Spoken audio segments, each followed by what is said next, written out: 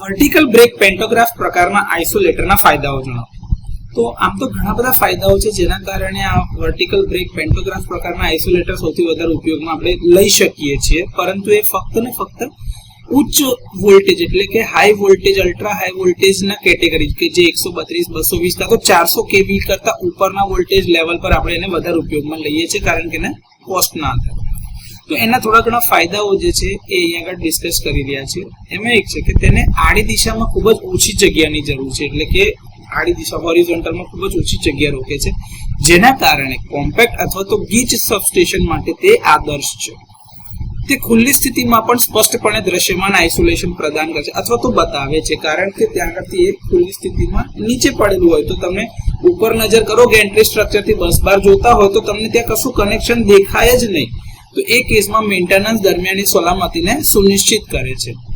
વિશ્વસનીય ક્લિયરન્સ, કારણ કે પેન્ટોગ્રાફનું સ્ટ્રક્ચર જ નીચે છે આઇસોલેટરનું, તો ત્યાં આગળ કશું કનેક્શન જ નથી, એટલે કે એકદમ રિલાયબલ ક્લિયરન્સ કહેવાય. અને ઇન્સ્યુલેશનના કારણે તે ઉચ્ચ વોલ્ટેજ એપ્લિકેશન એટલે કે સામાન્ય રીતે 132 કિલોવોલ્ટ કાં તો તેનાથી વધારે પડતા વોલ્ટેજ માટે ખૂબ જ ઉપયોગી છે અથવા તો યોગ્ય છે. પેન્ટોગ્રાફ મિકેનિઝમ સરળ ઊભી હિલચાલ માટે પરવાનગી આપે છે, એટલે કે એનું મોશન જે છે સીધું ઊભું જ છે આ રીતે છે. અને પોઝિટિવ કોન્ટેક્ટ પ્રેશર સુનિશ્ચિત કરે છે. તેનો ઉપયોગ ડબલ બસ બાર સિસ્ટમમાં પણ સરળતાથી થઈ શકે છે, જેથી કરીને બસ બાર વચ્ચે ફ્લેક્સિબિલિટી અથવા તો ફ્લેક્સિબલ સ્વિચિંગના ઓપરેટ કરી શકાતી હોય તો એ તમારે કેપેબિલિટી એની પાસે છે. 3 પોલ એક જ લાઇનમાં હોવા જરૂરી નથી, એટલે કે ડિઝાઇનની પણ આમાં ઘણી મોટી ફ્લેક્સિબિલિટી તમને મળી રહે છે. રિમોટ મોટરાઇઝ્ડ ઓપરેશન આધુનિક સબસ્ટેશનની અંદરમાં સેફટી અને કંટ્રોલિંગમાં વધારો કરી આપે છે. વર્ટિકલ વિભાજન એટલે કે તમારું વર્ટિકલ જે આઇસોલેશન છે અથવા તો કોન્ટેક્ટ બ્રેકિંગ જે છે એના લીધે કોન્ટેક્ટની સપાટી પર પ્રદૂષણ ઘટાડે છે, જેનાથી ધૂળવાળા અથવા તો પ્રદૂષિત વિસ્તારમાં જ્યાં આગળ આપણે એનો ઉપયોગ કરવાના હોઈએ ત્યાં આગળ એની રિલાયબિલિટીમાં સુધારો થાય છે.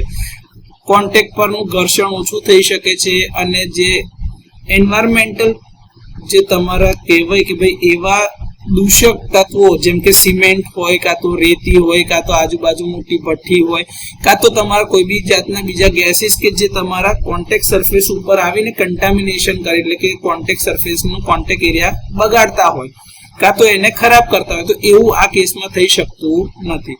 તો આ થોડા ઘણા એડવાન્ટેજના કારણે વર્ટિકલ બ્રેક ટાઈપ પેન્ટોગ્રાફ પ્રકારના આઇસોલેટર આપણે ઉપયોગમાં વધારે લઈએ છીએ.